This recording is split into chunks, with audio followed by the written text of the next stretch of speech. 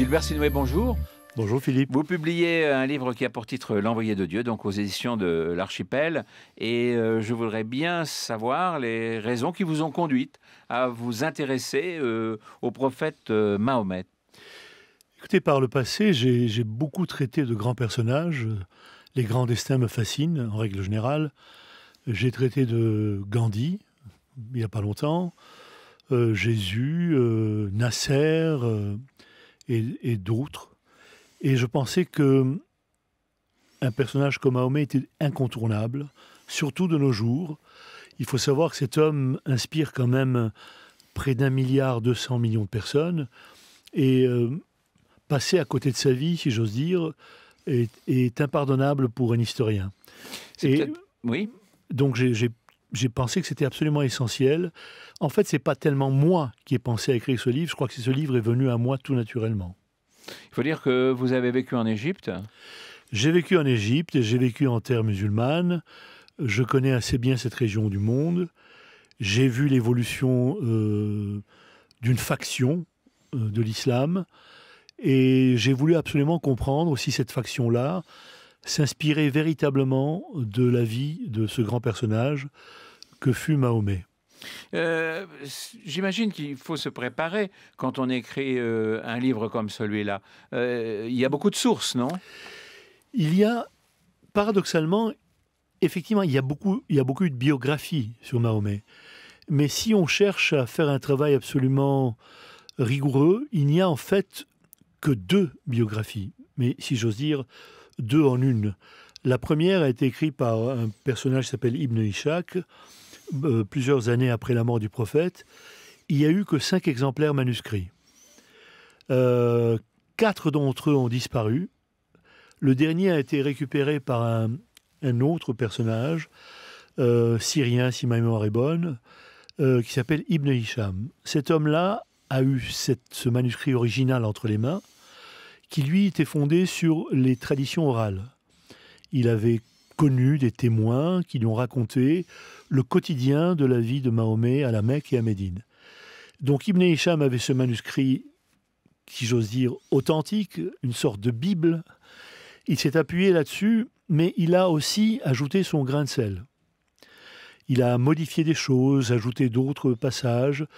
Donc on ne sait pas très bien ce qui a été modifié par rapport à l'édition originale. Il n'en demeure pas moins qu'aujourd'hui, les instances musulmanes reconnaissent et approuvent cette biographie-là. Et je me suis fondé sur elle. Et aussi, évidemment, sur les informations, les documents sur la péninsule arabique au 7e siècle, sur la nourriture, sur les traditions bédouines.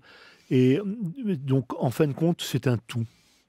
Dans quel contexte le prophète voit-il le jour? Écoutez, il voit le jour dans une péninsule arabique extrêmement violente. Il ne faut pas l'oublier, les Bédouins de l'époque se disputaient un puits et pouvaient tuer pratiquement pour du pain, une chèvre, de l'eau. La vie était dure. La vie était extrêmement dure. C'est une terre âpre, une terre rude. Et puis, il faut savoir aussi qu'on ne le sait pas, mais on l'a oublié, les femmes avaient une situation terrifiante. Elles n'étaient absolument pas considérées. On les utilisait, on les violait après les combats, on les laissait enceintes. Elles n'avaient aucune situation stable, fiable, ni reconnue. Les fillettes à la naissance étaient très souvent enterrées vivantes. Et c'est là que le prophète a joué un rôle, à mon humble avis, fondamental, en tout cas en ce qui concerne la situation de la femme, malgré tout ce qu'on peut raconter et tout ce qu'on peut dire de nos jours, où il y a eu des abus et des trahisons, à mon avis, de la parole du prophète. Il a donné un statut à la femme, il l'a autorisé à hériter, il l'a autorisé à demander le divorce. On ne pouvait en épouser que 4. Alors ça fait sourire aujourd'hui, on dit ils épousent 4 femmes. Oui, mais c'était que 4. Parce qu'à son époque, c'était une catastrophe. La condition féminine, je vous disais, était absolument désastreuse. Donc il limite à 4 femmes, il instaure des lois, des préceptes, l'héritage. Et je crois qu'à ce moment-là, la femme occupe un rôle beaucoup plus honorable, entre guillemets, qu'elle ne l'occupe aujourd'hui dans certains pays musulmans. Au plan géopolitique, la situation, quelle est-elle ? Elle est très simple. Il y a cette région qui est prise entre deux grands empires, Byzance et Rome. Et il y a ces tribus qui vivent là. C'est-à-dire d'un côté, c'est l'empire chrétien nouvellement créé de Byzance, et puis l'ancien empire de Rome qui est en train de s'effondrer. Exactement. Ou qui s'est effondré. Et il y a dans cette région, on a tendance à l'oublier, des tribus juives très importantes. À Médine, par exemple, il y a 3 tribus juives qui vont jouer un rôle fondamental dans l'inspiration indirecte, en tout cas, des préceptes du prophète. De quelle sorte ? Écoutez, on peut admettre que, par exemple, le jour de Yom Kippour, qui était pratiqué déjà par les Juifs de Médine, a pu inspirer le prophète pour imposer un jour de jeûne, le 10e jour du mois de Hachour, aussi un peu équivalent au jour de Yom Kippour. Donc voilà, il ne faut pas oublier aussi un détail, c'est que avant qu'il n'y ait un conflit entre les tribus juives et le prophète, les musulmans priaient en direction de Jérusalem.